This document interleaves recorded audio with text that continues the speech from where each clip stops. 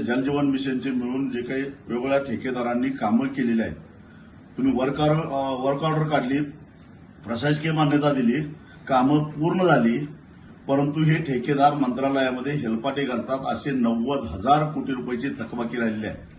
याची एकदा शेतपत्रे काढा. अरे तुमच्याकडे पैसे नाही म्हणता, मग शक्तीपीठ महामार्ग जो कुणालाच नको आहे, कमिशनसाठी टक्केवारीसाठी तुम्ही त्यातल्या 50,000 कोटीचा मलिदा मिळावा म्हणून तुम्ही महाराष्ट्राच्या जनतेवर लादतात. 12 जिल्ह्यातल्या 55,000 शेतकऱ्यांना देशदोडला लावतात. सांगली कोल्हापूर जिल्ह्यातला महापुरामध्ये लोटायचा प्रयत्न करतात. भूमी संपादनासाठी 20,000 कोटी रुपयाचं तुम्ही हुडकोकडनं जे काही कर्ज काढलेलं आहे, देऊन टाका या ठेकेदारांना थोडं थोडं. शक्तीपीठाची काही गरज आहे का आता?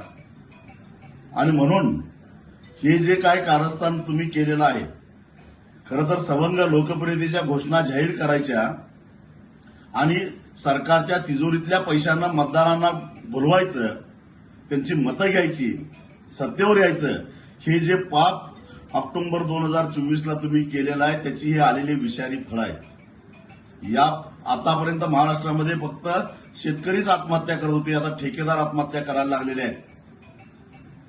जे काही दोन्ही उपमुख्यमंत्री आणि मुख्यमंत्र्यांनी तुम्ही अमाप माया कमावलाय मला माहिती आहे.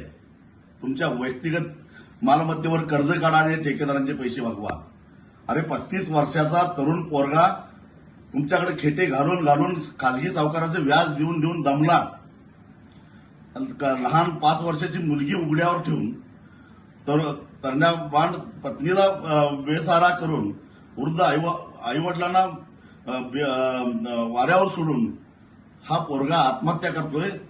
जरा तरी तुमच्या हृदयाला पाझर फुटत नाही काय? आणि असे अजून किती हर्षल पाटलांचा तुम्ही बळी घेणार आहात? अजितदादा, एकनाथराव शिंदे आणि देवेंद्र फडणवीस, महाराष्ट्राला याचं तुम्हाला उत्तर द्यावं लागेल.